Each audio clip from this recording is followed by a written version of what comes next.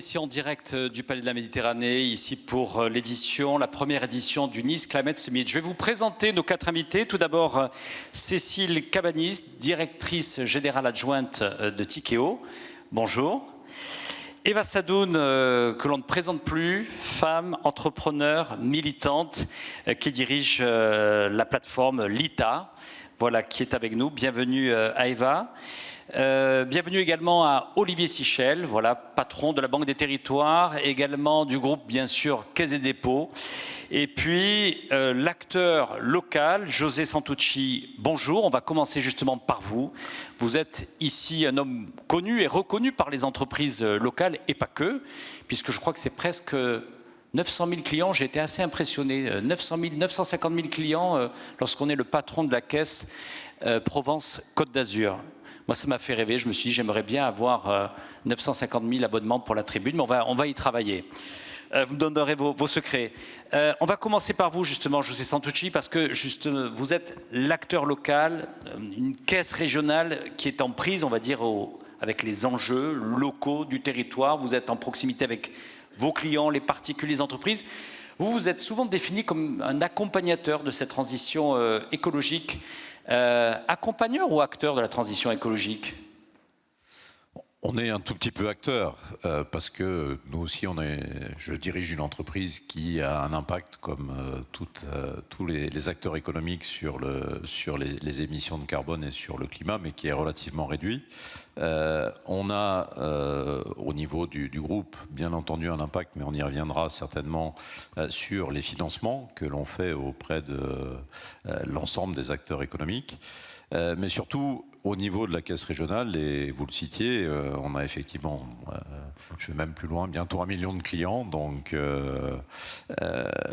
on a vis-à-vis de ces clients à la fois une relation dans la durée, une relation de confiance, et on a une nécessité de les accompagner dans cette transition, tous. Parce que le défi qui est devant nous est quand même très important. On doit réinventer l'économie tous les acteurs seront concernés. Je pense que on y arrivera si tous ensemble on est acteurs. Pour beaucoup, on ne sait pas forcément aujourd'hui ce qu'il faut faire. On doit chercher des solutions.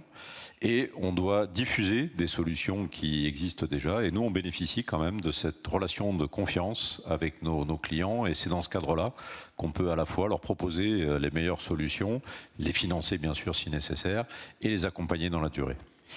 Lorsqu'il y a eu cette crise financière, on en parlera tout à l'heure avec Eva Sadoun, ça lui a donné une vocation. Mais la crise financière, quand on la regarde depuis celle de 2008, finalement, quand vous regardez un petit peu en arrière, sur quoi aujourd'hui vous dites finalement on a changé, on a vraiment progressé? Je sais que non seulement vous dirigez cette caisse régionale, mais aussi vous faites partie des dirigeants au niveau de l'équipe dirigeante du groupe Crédit Agricole, au niveau, on va dire, à Paris, mais au niveau mondial, puisqu'on sait que le Crédit Agricole, c'est un grand acteur européen.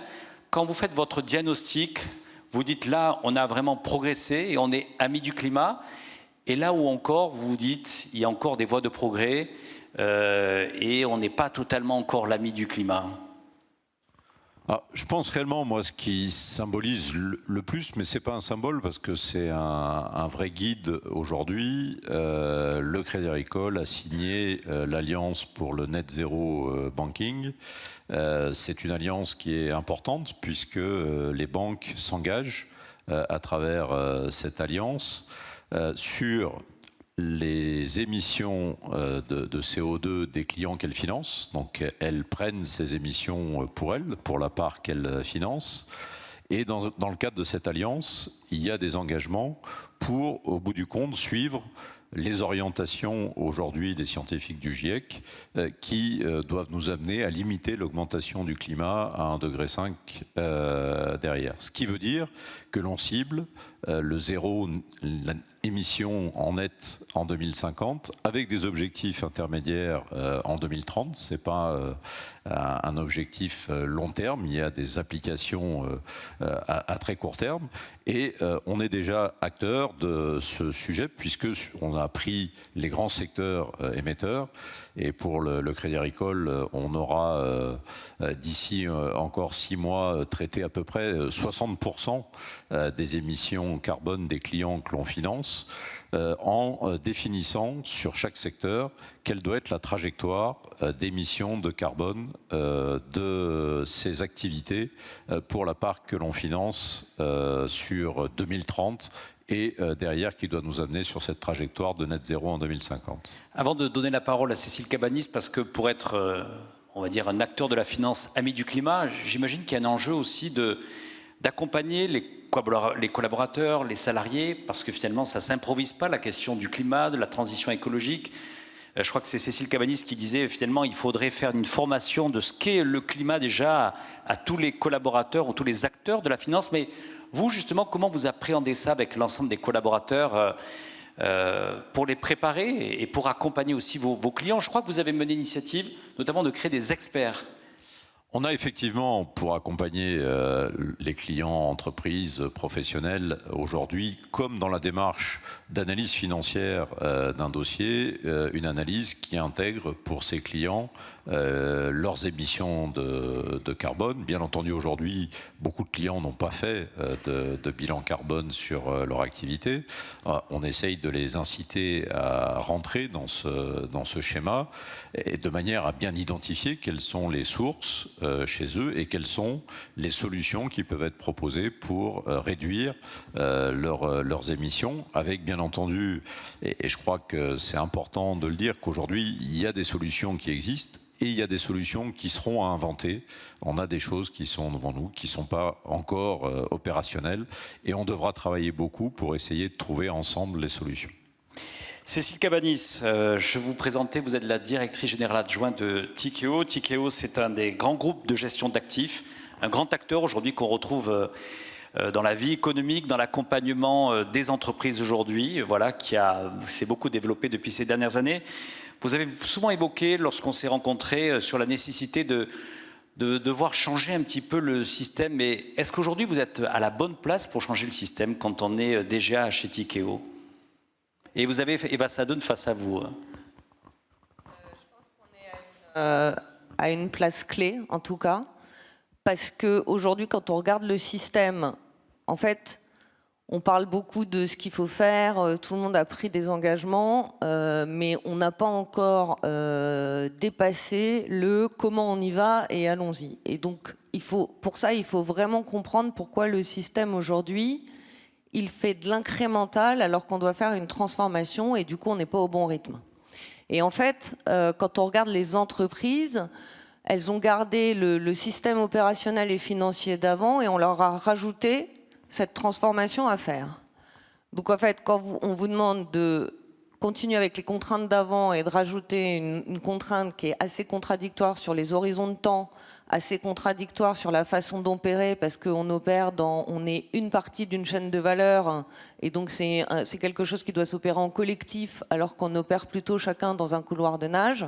Ça veut dire que si on ne change pas ça et si on ne trouve pas un outil qui va lever ces barrières-là, on ne va pas réussir à passer à l'échelle.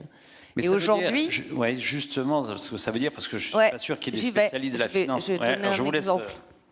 Mais c'est important de comprendre ça parce que aujourd'hui, on a des entreprises qui ont pris des engagements très forts, mais on voit plein de petits projets, mais on n'arrive pas à les passer à l'échelle. Moi, j'ai passé 17 ans chez Danone, on a fait plein de projets très intéressants, mais il y a une étape où on n'arrive plus à passer à l'échelle parce qu'on est plein dans cette chaîne de valeur.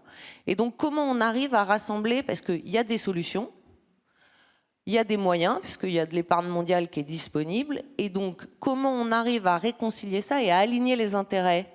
Et nous, on pense, et on a créé des outils qui sont thématiques et qui travaillent sur l'ensemble des chaînes de valeur. Donc énergie, on a beaucoup parlé d'alimentation, donc prenons l'agriculture. L'agriculture, aujourd'hui, vous avez des politiques publiques qui vous disent il faut qu'on ait baissé l'utilisation des pesticides, donc il y a des règles. On a des entreprises qui ont pris des gros engagements, notamment sur l'agriculture régénératrice. Et puis, on a les agriculteurs à qui on dit changez vos pratiques. Et donc, nous, la finance, comment on peut faire? C'est on peut arriver à créer un outil qui fait qu'on va investir dans des solutions, les passer à l'échelle et s'allier à tout l'écosystème de la chaîne de valeur, à la fois avec les donneurs d'ordre, mais jusqu'au dernier mile avec la coopérative et l'agriculteur, pour s'assurer que ça va percoler dans toute la chaîne de valeur. Parce qu'aujourd'hui, c'est vraiment ce sujet de passage à l'échelle, avec des besoins financiers très lourds, que la finance doit aider à mettre au service des bonnes solutions.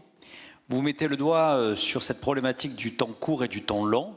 Mais est-ce qu'aujourd'hui, finalement, les fonds d'investissement, puisque également vous accompagnez un certain nombre de fonds qui sont créés, je crois que notamment sur la transition écologique, vous avez mis 2 milliards.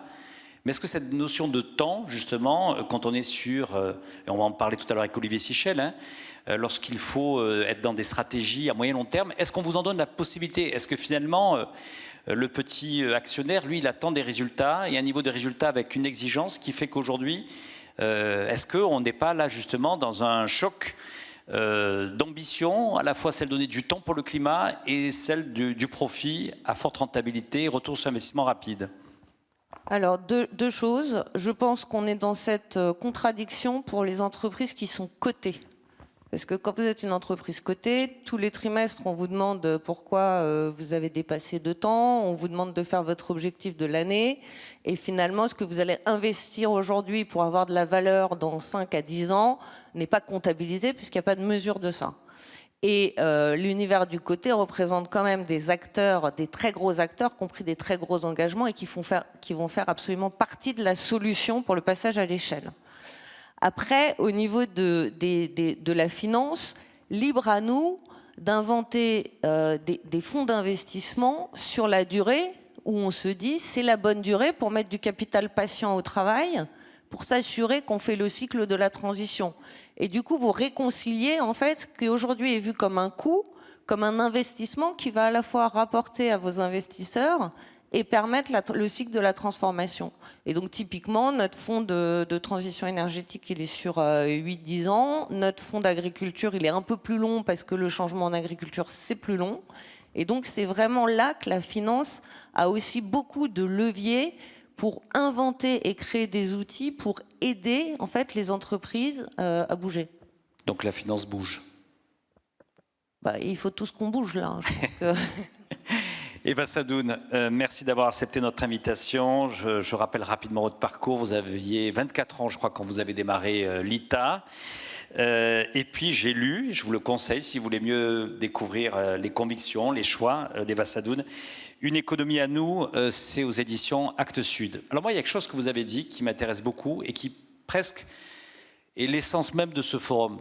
Vous avez dit savoir, c'est le pouvoir. Et moi, ce matin, en introduction, j'ai dit, écoutez, il y a beaucoup de colloques, d'événements qui sont payants ou finalement, quelquefois, ils sont accessibles qu'aux entreprises. L'enjeu de faire des forums et de pouvoir, à la fois que ça soit accessible, gratuit, c'est une façon aussi d'essayer de donner à ce que l'éducation, l'information, elle soit pour toutes et pour tous. Et que ces débats-là ne soient pas uniquement réservés à une élite. On peut être lecteur de la tribune, on peut être un citoyen niçois, on peut venir écouter comme quiconque. Et ça, je crois que c'est un petit peu quand même un peu le combat de votre vie. Absolument. Et du coup, j'ai des trucs à dire que j'aimerais que les gens écoutent.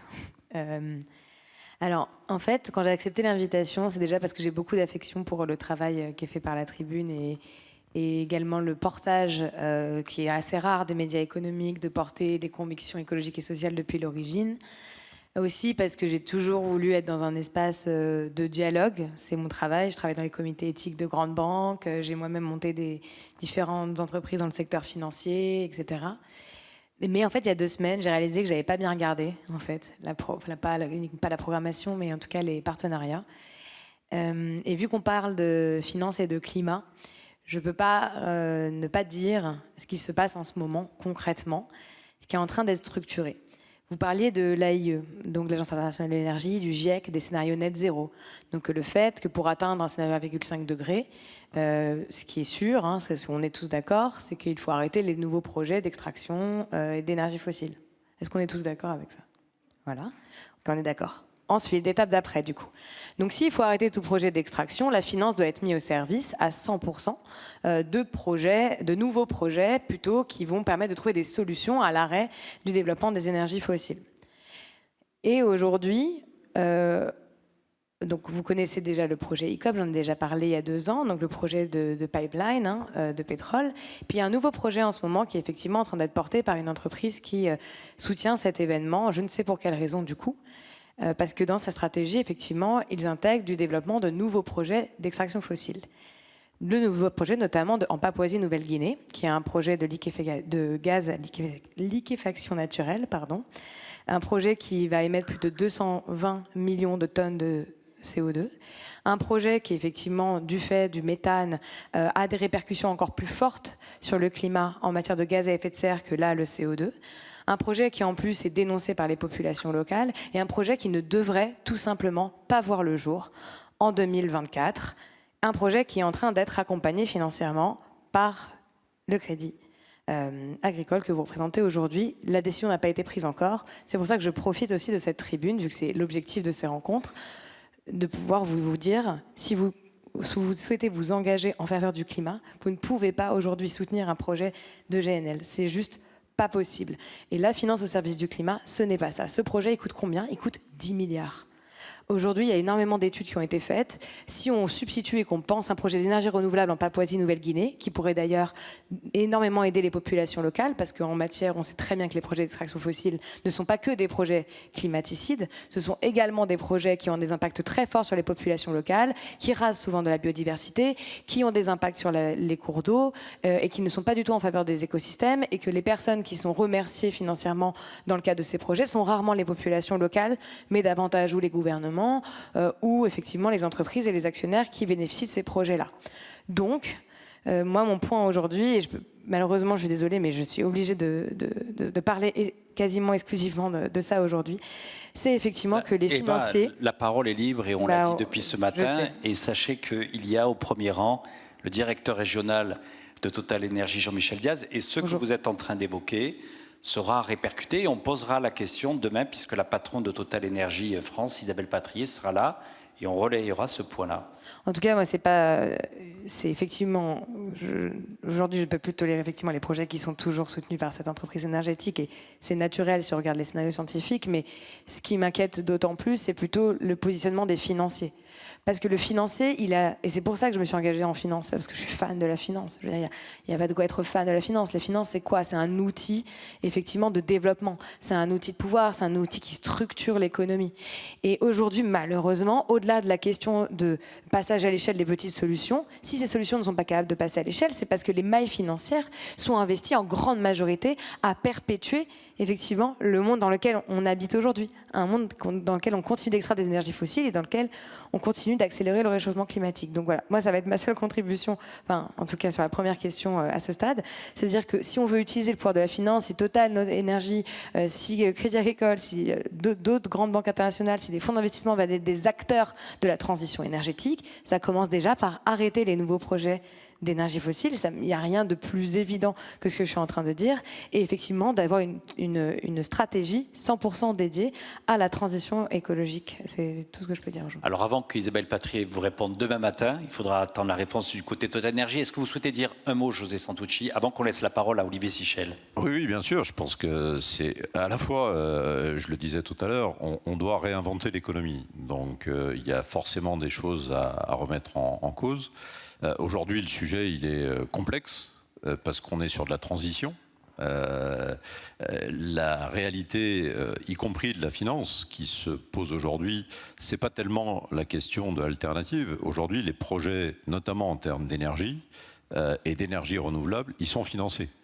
Et c'est pas le sujet de dire, ce qui n'exclut pas la question que vous posez, mais s'il y avait aujourd'hui une véritable compétition entre dire il faut financer l'extraction d'énergie fossile qui empêche de financer les énergies nouvelles et renouvelables, il y aurait un vrai débat. Aujourd'hui, la finance permet de faire les deux et de financer cette transition parce que pour remplacer ces énergies fossiles, il faut qu'on ait aujourd'hui la capacité d'avoir les énergies renouvelables. Alors maintenant, est-ce qu'on a besoin, à l'horizon de la projection de 2030 ou 2050, besoin de nouvelles quantités d'énergie fossile?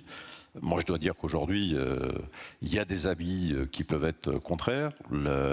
Stopper les recherches ou les extractions de nouvelles énergies fossiles qui sont aussi nécessaires pour construire la transition, c'est des débats qui existent. On a d'ailleurs, suite aux échanges, dit qu'on n'avait plus besoin aujourd'hui de nouvelles extractions de pétrole et nous, on ne finance plus de nouvelles extractions de pétrole. Le gaz, pour l'instant, n'était pas dans le spectre. Il apparaît, c'est des sujets qui peuvent se discuter, mais encore une fois, je crois qu'il faut, et c'est ce qu'on essaie de traduire à travers le net zéro, y compris demain, si on est si on finance ce projet, comme vous disiez, les décisions ne sont pas prises aujourd'hui, mais il sera dans le bilan carbone que l'on intégrera et qui est dans la trajectoire pour arriver tous ensemble à porter l'économie en zéro émission en 2050. Donc je pense que sur ces questions-là, en tout cas nous on a beaucoup d'humilité les dogmes sont aujourd'hui un peu difficiles à mettre en avant. Il y a besoin d'un certain réalisme et pour terminer, si on finance ces projets-là, encore une fois, c'est pas pour aujourd'hui pour le groupe Crédit Agricole la partie oil and gas, c'est à peu près 1% des revenus du Crédit Agricole. Donc c'est pas ça qui est vital dans le fonctionnement de l'entreprise. Et s'il y a ces financements, c'est pas pour des raisons financières, c'est parce que on accompagne ou on a des clients qui sont sur ces activités et dont certains, on parlait de Total, sont sur de la transition aussi, et on les accompagne pour cette transition. On va en rediscuter. Je vais donner la parole à Olivier Sichel. Peut-être donner un chiffre là aux Niçoises et aux Niçois qui nous écoutent. Olivier, en 2022, je crois que c'est 10 milliards la facture globale des événements climatiques sur les finances publiques. Oui, effectivement. Peut-être de rappeler justement ce chiffre-là. Je voudrais juste, Christophe Tortora, revenir, parce que l'an dernier, à ce même endroit, j'étais à la place de Joe Santucci, c'est-à-dire interpellé par Eva Sadoun. Donc, ça dérange.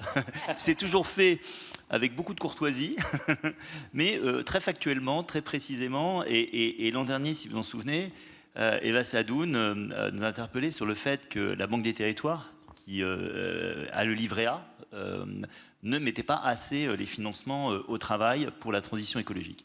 Alors, évidemment, on a réfléchi, et c'est ça l'intérêt d'avoir un Nice Climate Summit et d'être challengé par Eva. Vous revenez un an après. Et je reviens un an en deux pour lui dire qu'on a fait 3 fois plus cette année. Donc, je pense qu'il va me dire, c'est pas suffisant, il faut en faire encore plus. Mais juste, à l'an dernier, on était à peu près à la même époque à 500 millions de mis au travail pour les financements auprès des collectivités locales pour la transition écologique. Là, on est à 1,5 milliard.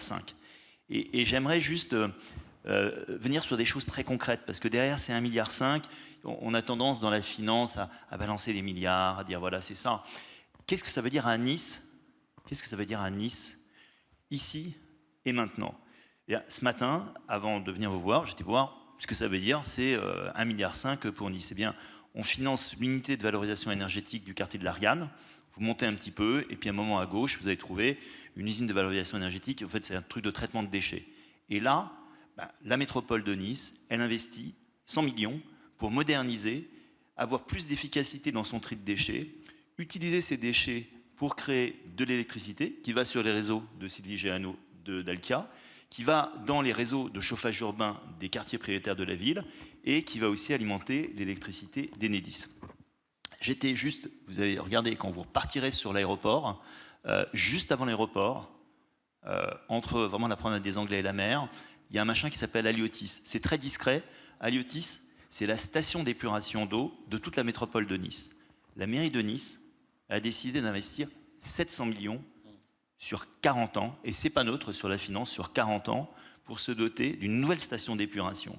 La Banque des Territoires va en prêter 600 millions pour faire une nouvelle station d'épuration d'eau qui va vraiment voir très très loin, parce qu'on sait qu'il y aura du stress hydrique sur la ville de Nice à horizon 10, 15 ans, peut-être plus rapidement, qui va faire de la réutilisation, et c'est nouveau, il n'y avait pas de réutilisation, on était persuadé à Nice qu'on était à l'abri d'un château d'eau qui était les Alpes, et maintenant on s'aperçoit qu'il va falloir faire de la réutilisation. Donc voilà, le Nice Climate Summit, ça permet aussi d'avoir des discussions challengeantes, des discussions qui font réfléchir, qui poussent à aller plus loin. Donc les projets sont sur la table. Pour la Banque des Territoires, j'évoquais justement cette facture de 10 milliards. C'est celle qui coûte justement aux finances publiques, c'est-à-dire ce sont ce que j'appellerais ces événements climatiques.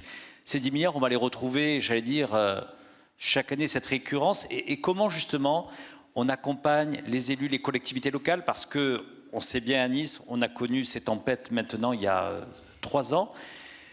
Quelle est l'incitation que vous faites auprès des élus, des maires, justement, pour être encore plus dans la prévention? Parce que ça pèse aujourd'hui dans les finances publiques et ça pèse aussi chez nos contribuables. Ça pèse énormément et on essaie de leur faire prendre conscience qu'il y a une dette écologique. Et que cette dette écologique, c'est des réseaux d'eau qui fuient, c'est des écoles qui ne sont pas rénovées et qui sont des passoires thermiques, c'est des gymnases mal chauffés, c'est de l'éclairage public fait avec des ampoules thermiques alors que les LED consomment 5 fois moins. Et c'est très très difficile parce que pour une ville à Nice qui est capable de s'endetter à hauteur de 600 millions sur 40 ans, qui est capable d'avoir des projets ambitieux comme son UVE, et peut-être que dans un an, quand je reviendrai, je vous parlerai du financement de la nouvelle ligne de tram, qui est aussi une façon de décarboner les transports et de décarboner Nice, et donc on aura peut-être fait encore 3 fois plus, j'y arrive. Mais pour une ville de Nice qui fait ça, je connais beaucoup de métropoles qui ont l'œil rivé sur quelque chose, mon endettement, et mon endettement court terme, et pour lesquels... Et vous y contribuez aussi, cher Jean-Christophe Thora, quand vous faites le classement des villes les mieux gérées et que le premier indicateur que vous donnez, c'est le niveau de dette par habitant, sans mettre en face la dette écologique, vous induisez les élus en erreur et vous avez tendance à dire une ville bien gérée, c'est une ville qui n'est pas endettée. Ben moi, en face de cette dette purement financière en euros, si on veut que la finance, elle soit amie du climat, il faut mettre en face la dette écologique. Et peut-être que vous avez trouvé des métropoles qui ne seront pas endettées, et qui auront des réseaux d'eau qui fuiront, qui auront des écoles qui seront des passoires thermiques, qui auront des éclairages qui ne seront pas performants.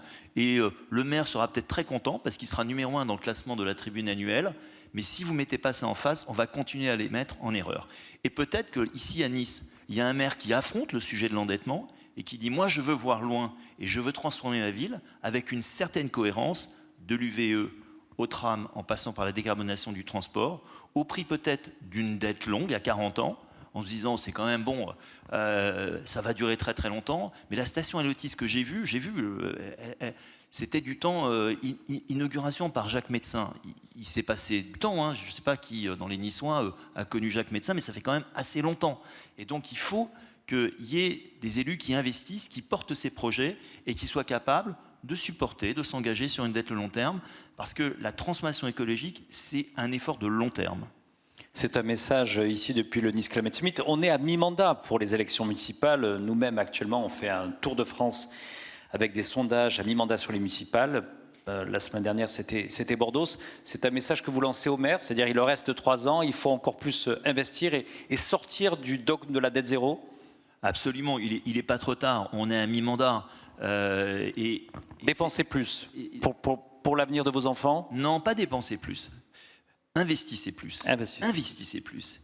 C'est très très différent, si vous voulez, quand vous êtes un élu, d'augmenter les dépenses de fonctionnement que de faire des investissements. Je rappelle quand même que ce qui a aussi, ne soyons pas naïfs, ce qui a fait aussi beaucoup d'investissements dans la rénovation thermique, c'est parce que la facture avait augmenté. Et quand la facture avait augmenté, ceux qui avaient fait les efforts de faire des investissements en rénovation thermique payaient moins que ceux qui ne l'avaient pas fait. Donc il y a eu un retour sur investissement. Donc non, je ne leur dis pas dépensez plus, je leur dis investissez plus et n'hésitez pas, en face de vos investissements, à prendre une dette calée sur un actif long. Quand vous faites une nouvelle station d'épuration, ne la financez pas sur 7 ans, ça n'a aucun sens. Allez loin, et il y aura de la place pour le Crédit Agricole à nos côtés pour des financements court terme. Je le dis à celles et ceux qui assistent, mais vous avez parlé d'Aliotis, qui est une réalisation, qui est un projet. En tout cas, il sera présenté ici même demain matin par la présidente directrice générale de Suez, Sabrina Soussan. Donc elle viendra présenter ce projet ici au Nice Climate Summit. Puisqu'on est entre nous et qu'il nous reste encore 15 bonnes minutes, on va essayer justement de faire un brainstorming pour que justement Olivier revienne dans un an et puisse montrer encore les progrès devant Eva Sadoun. Moi, j'ai envie un peu que vous lâchiez et qu'on puisse, pendant ces 15 dernières minutes, vraiment dire mais en quoi on peut changer le système, le rendre beaucoup plus vertueux. Et si vous aviez plus de liberté, vous, au sein même de Tikeo, qu'est-ce que vous feriez là dans les mois à venir pour faire évoluer à ce que finalement la finance colle encore plus aux enjeux environnementaux? Qu'est-ce qu'on peut faire mieux? Et sur quoi vous-même, vous êtes prête à vous engager ici même à Nice? Ah ben nous, on peut faire beaucoup plus si on arrive à embarquer les autres dans nos outils et on a des ambitions. Là, on est en train de lancer le deuxième fonds de transition énergétique qui va être à entre 3 et 4 milliards après celui qui a été de 1,4 milliard. Mais je voudrais revenir sur quelque chose qui a été dit tout à l'heure parce que on oppose souvent les méchants, les gentils, etc. Sauf que on est dans un système qu'on a construit. Et tout ce qui vient des sources d'énergie a des usages en face. Donc il faut le temps d'électrifier, il faut le temps de changer les usages. C'est pas comme si on allait du jour au lendemain changer tout notre système parce que les gens ne pourraient plus vivre comme ils vivent. Donc il y a un sujet sur lequel il faut travailler parce que il y a beaucoup d'engouement dans la finance sur les startups, les solutions d'après-demain, etc. Mais aujourd'hui, et justement en retour sur investissement, la transition simple, accompagnée des ETI, des PME, changer vos portes de fenêtre et faire des choses très simples, ça a un retour sur investissement qui est assez vite perçu. Ce qui a été fait dans les supermarchés en mettant des portes de frigo dans les rayons frais, on n'a pas besoin de faire une technologie extrêmement puissante. Et ça a des résultats tout de suite et ça a du retour. Donc il faut aussi qu'on arrête d'opposer le profit et l'impact. Et on a très mal démarré là-dedans parce que au tout début de la naissance des fonds d'impact, c'était des petits fonds, d'ailleurs, qui n'ont jamais été capables d'aller à l'échelle, parce qu'on disait, pour faire de l'impact, il faut baisser le rendement. Et en fait, c'est pas réel, parce que quand vous faites les transformations, que ce soit l'agriculture, pour avoir fait des projets là-dedans, que ce soit l'énergie, à la fin, vous créez du rendement. Alors, y compris pour les utilisateurs. Alors Cécile, il y a eu des discussions assez, on va dire, franches ce matin ici sur la question de la décarbonation de l'aviation. Je crois que chez Tikeo, vous avez un des principaux fonds en Europe dans le domaine de l'aéronautique. Mais pour être très concret, par exemple, quand vous accompagnez des entreprises dans ce secteur, comment vous les guidez, comment vous les amenez justement sur cet enjeu, on va dire, du verdissement, j'aime pas trop ce terme, mais justement pour amener ces entreprises pour les amener sur l'avion vert. C'est comme ça qu'on le nomme à Toulouse, une ville que je connais bien. Oui, ben c'est comme dans tous les secteurs, et c'est ce que vous disiez. Tout le monde a pris des engagements. Après, c'est quel est le chemin et la feuille de route. Il n'y a pas une solution unique. C'est-à-dire que même dans l'agriculture, vous n'allez pas partir du même point si vous faites de l'agriculture au nord ou dans le sud, si vous faites des vignes ou si vous faites des céréales. Donc, en fait, la complexité, c'est qu'on a des engagements qui sont globaux, mais chaque exécution et chaque plan de route va être extrêmement local. Donc, même pour la finance, accompagner, c'est pas un gros truc, la finance qui va investir, c'est trouver les entreprises locales qui vont permettre d'exécuter à leur échelle la partie du plan qui va faire que.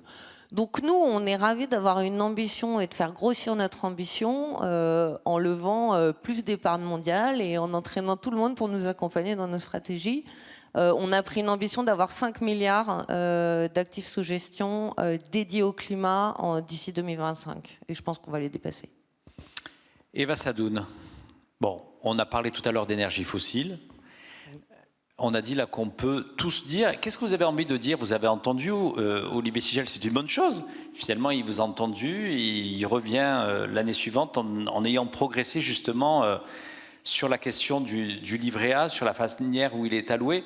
Qu'est-ce que vous avez envie de dire pour qu'on aille changer plus rapidement le système et que réellement, ce que vous appelez une finance encore plus au service du climat, soit au rendez-vous? Qu'est-ce que vous pouvez proposer à Tikeo, Crédit Agricole et à Olivier Sichel, puisque vous avez la Caisse des dépôts devant vous? Juste pour réagir, je ne pense pas qu'il y ait des méchants et des gentils. Par contre, je pense sincèrement qu'il y a effectivement des actions en faveur du climat et des actions qui sont en défaveur du climat. C'est tout aussi simple que ça. Au quotidien, je travaille avec des grandes banques internationales. Il y en a énormément qui ont pris des engagements de ne plus financer des projets pétro-gaziers. C'est de se demander ça, c'est pas demander la Lune, c'est quelque chose d'extrêmement pragmatique. Et il faudra m'expliquer comment, en explosant des roches, en liquéfiant à moins 160 degrés du gaz, avec des machines pleines de pétrole, avec des fuites de méthane qui ont des impacts, encore, je te répète, 80% supérieurs au CO2 en matière de gaz à effet de serre. Il faut juste m'expliquer comment avec ça on finance la transition énergétique. À un moment, faut pas décrédibiliser la parole scientifique. C'est une pure parole scientifique et une pure parole du GIEC.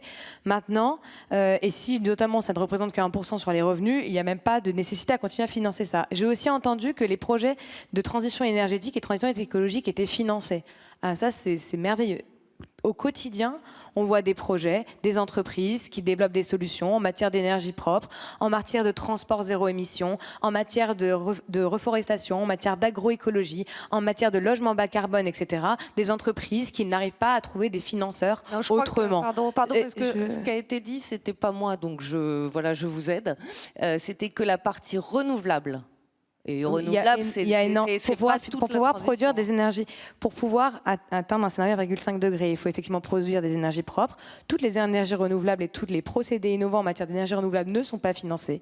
Il n'y a pas, en fait, aujourd'hui, comme il y a pu l'avoir sur la santé pendant le Covid, par exemple, un focus, une tournure totale du secteur financier, du secteur politique, etc. pour financer des énergies nouvelles. Il y en a plein qui sont encore à financer aujourd'hui. Pour financer la transition énergétique et la réduction aussi de la consommation énergétique, il faut financer des usages sobres, donc de la mobilité douce. Les cargos et voiliers zéro émission qu'on a financé, qu'on a aidé à financer, qui maintenant commencent à attirer l'intérêt des investisseurs. À l'origine, il n'y avait personne pour les financer. Donc je ne suis pas d'accord. Aujourd'hui, l'argent n'est pas dirigé vers ces projets. Il y a encore énormément de projets de rénovation énergétique qui ont encore besoin d'être financés. Il y a énormément de projets qui ont encore besoin d'argent, donc il ne faut pas me dire qu'effectivement les projets sont financés. C'est pas ce que monsieur a dit, mais je vous laisse vous...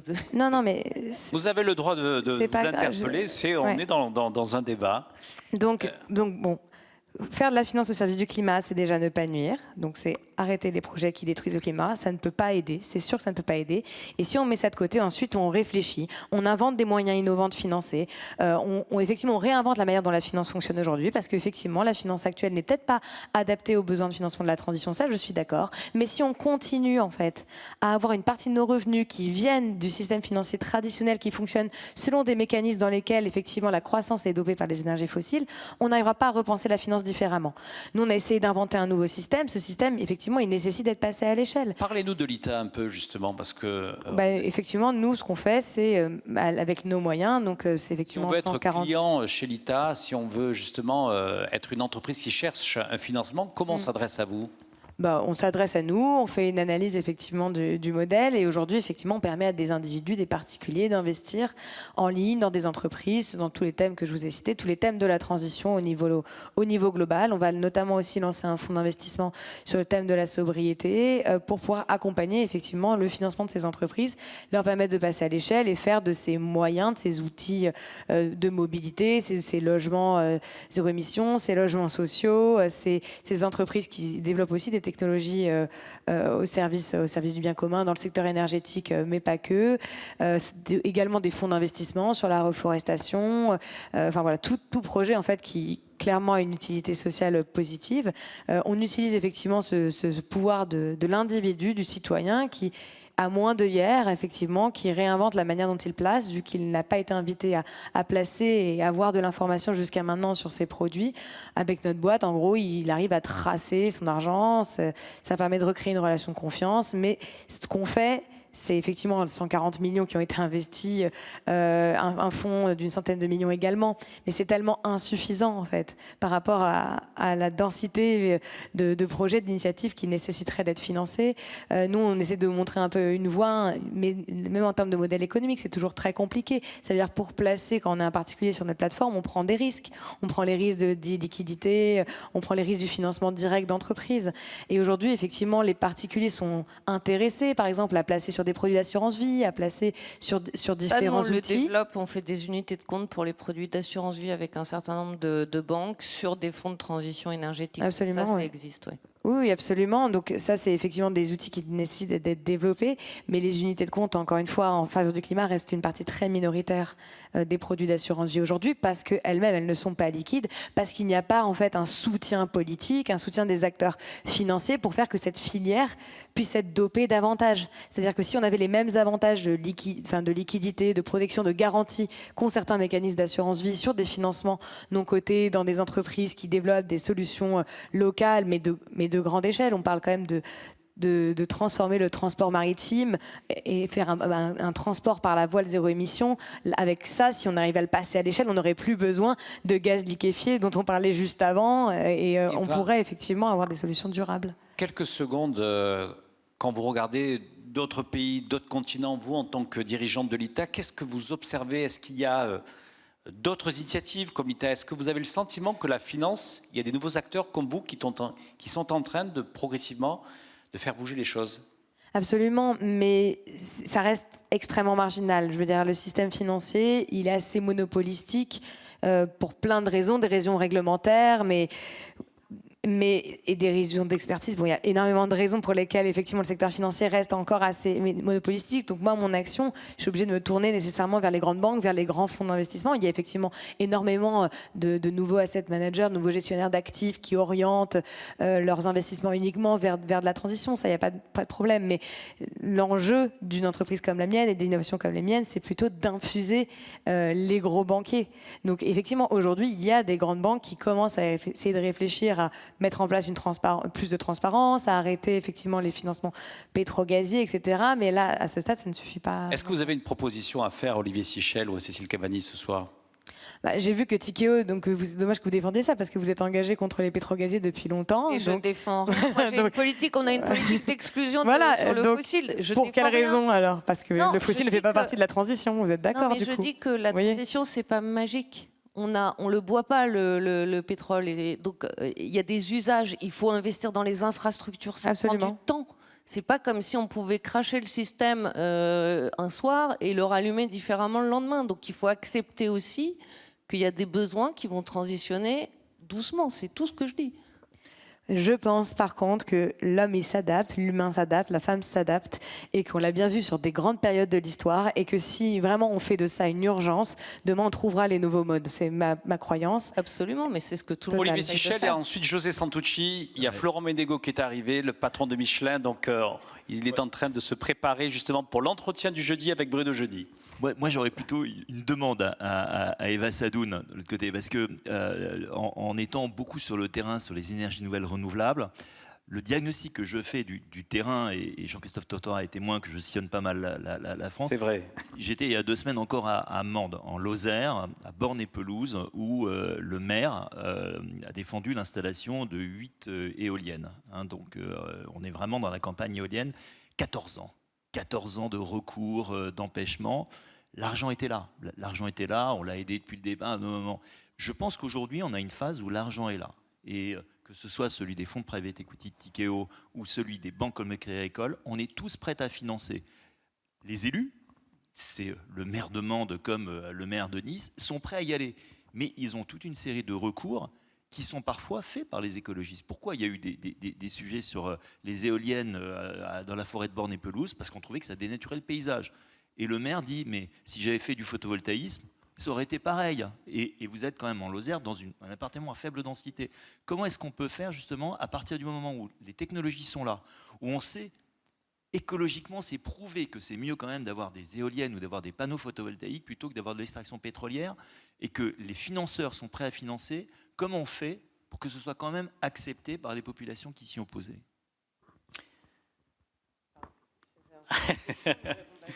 On va terminer par José Santucci. On a commencé par lui, on va terminer par vous. Moi, j'aimerais peut-être...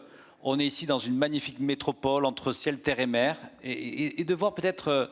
on a dit, est-ce que la finance est amie ou ennemie du climat? Montrer que finalement, peut-être les banquiers, vous osez, vous lancez des initiatives. J'ai appris que, par exemple, sur les mobilités sur le territoire, notamment en termes de ruralité, Montrez-nous peut-être 2-3 exemples qui montrent aussi que vous tentez des choses, peut-être pas nécessairement avec un retour sur investissement, mais il y a l'idée de bouger, de faire peut-être de Nice aussi un laboratoire expérimental.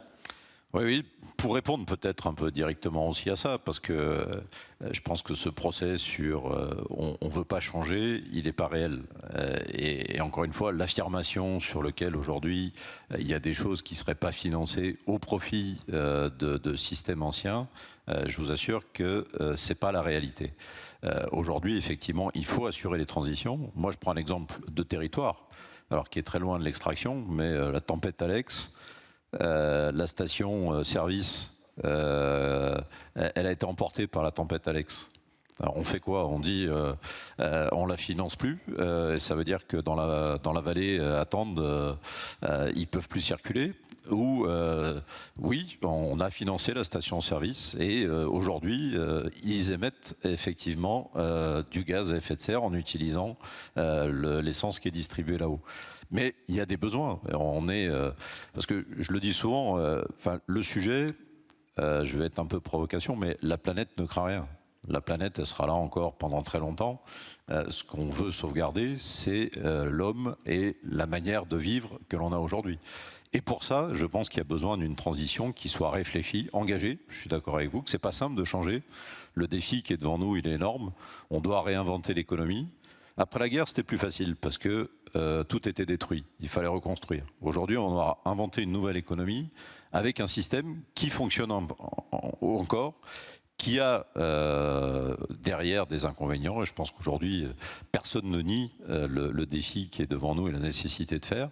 Par contre, c'est complexe de réinventer cette économie. Alors, justement, pour illustrer, je pense qu'il faut être dans... 1 minute. Très rapidement, le test qu'on évoque, c'est comment on se déplace en milieu rural quand il n'y a pas de transport en commun. On a mis à disposition de l'autopartage en milieu rural. Ça existait en milieu urbain, ça n'existe pas en milieu rural. On teste et il n'y a aucun intérêt mercantile derrière pour le faire. Aujourd'hui, on teste avec des entreprises qu'on a sélectionnées comment on met du photovoltaïque sur les toits de nos maisons ici. Parce qu'on a du soleil, on est dans une région où il y a du soleil. Le sujet des passoires thermiques, ce n'est pas vraiment le sujet de notre région, on a un peu de chance. Par contre, on a la capacité de produire de l'électricité sur les toits. Et on a, là en la matière, ce n'est pas tellement un sujet de financement d'ailleurs, parce que c'est des projets qui sont autoporteurs, c'est quand même un sujet de confiance et d'accompagner des clients sur ces solutions-là. Donc on cherche ces solutions. On parlait tout à l'heure de l'agriculture, Mycophyto est intervenu aujourd'hui. Nous, on est intervenu au capital de Mycophyto, qui est une solution qui permet certainement demain, ou en tout cas on l'espère, d'avoir des solutions pour nos producteurs, nos viticulteurs par exemple sur notre territoire, de produire avec moins d'émissions de carbone et moins d'utilisation d'intrants. Donc on cherche vraiment ces solutions et quand on est sur ces recherches-là, je vous assure que ce n'est pas du tout une vision mercantile. Vous évoquiez tout à l'heure la notation de cotation. Nous, on a l'avantage d'être une banque mutualiste et coopérative. On n'a pas de contraintes de résultats trimestriels et on est vraiment dans cette perspective-là. Merci à nos 4 invités, merci à Cécile Cabanis, Eva Sadoun, José Santucci, Olivier Sichel. Merci à vous.